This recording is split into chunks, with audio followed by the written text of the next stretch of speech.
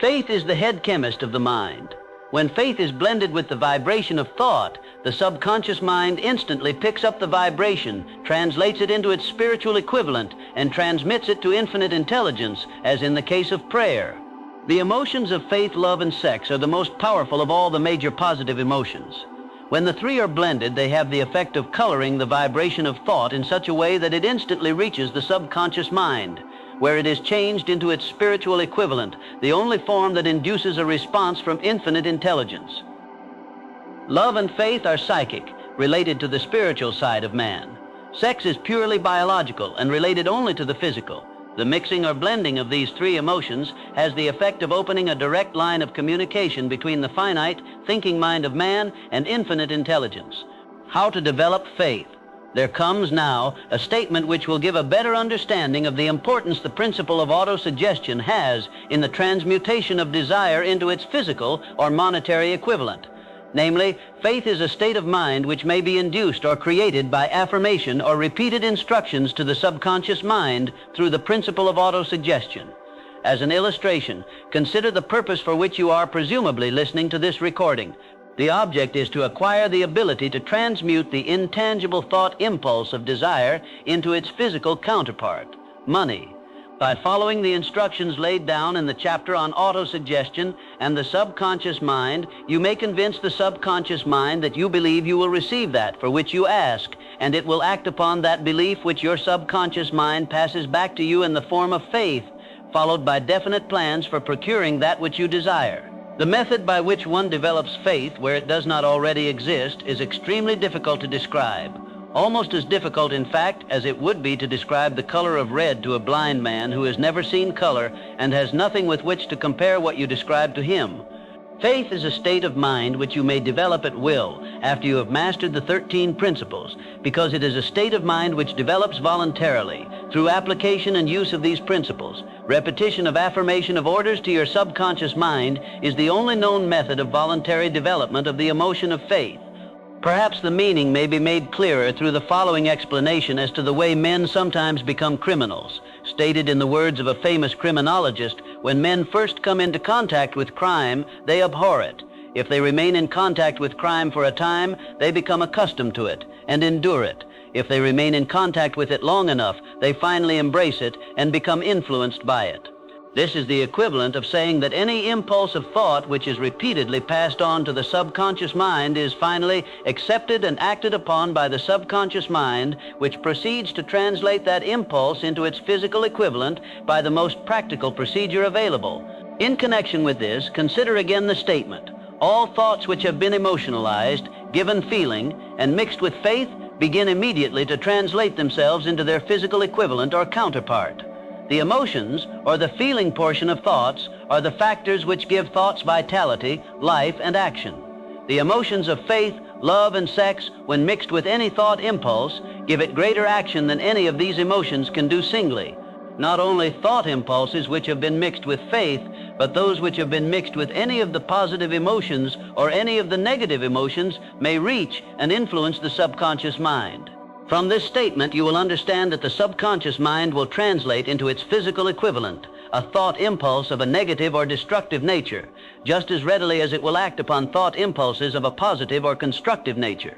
This accounts for the strange phenomenon which so many millions of people experience, referred to as misfortune or bad luck. There are millions of people who believe themselves doomed to poverty and failure because of some strange force over which they believe they have no control. They are the creators of their own misfortunes because of this negative belief, which is picked up by the subconscious mind and translated into its physical equivalent. This is an appropriate place at which to suggest again that you may benefit by passing on to your subconscious mind any desire which you wish translated into its physical or monetary equivalent in a state of expectancy or belief that the transmutation will actually take place. Your belief or faith is the element which determines the action of your subconscious mind. There is nothing to hinder you from deceiving your subconscious mind when giving it instructions through autosuggestion. To make this deceit more realistic, conduct yourself just as you would if you were already in possession of the material thing which you are demanding. When you call upon your subconscious mind, the subconscious mind will transmute into its physical equivalent by the most direct and practical media available. any order which is given to it in a state of belief or faith that the order will be carried out. Surely enough has been stated to give a starting point from which one may, through experiment and practice, acquire the ability to mix faith with any order given to the subconscious mind. Perfection will come through practice. It cannot come by merely reading instructions. If it be true that one may become a criminal by association with crime, a known fact, it is equally true that one may develop faith by voluntarily suggesting to the subconscious mind that one has faith. The mind comes, finally, to take on the nature of the influences which dominate it. Understand this truth, and you will know why it is essential for you to encourage the positive emotions as dominating forces of your mind and discourage and eliminate negative emotions. A mind dominated by positive emotions becomes a favorable abode for the state of mind known as faith. A mind so dominated may, at will, give the subconscious mind instructions, which it will accept and act upon immediately. Faith is a state of mind which may be induced by autosuggestion. All down the ages, preachers have admonished struggling humanity to have faith in this, that, and the other, but they have failed to tell people how to have faith. They have not stated that faith is a state of mind, and that it may be induced by self-suggestion. In language which any normal human being can understand, we will describe all that is known about the principle through which faith may be developed, where it does not already exist. Have faith in yourself, faith in the infinite. Before we begin, you should be reminded again that faith is the eternal elixir which gives life, power, and action to the impulse of thought. The foregoing sentence is worth reading a second time, and a third, and a fourth. It is worth reading aloud.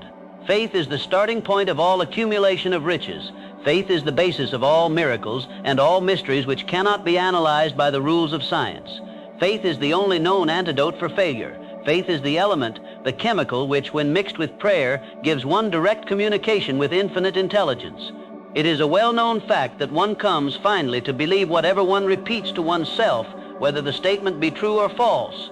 If a man repeats a lie over and over, he will eventually accept the lie as truth.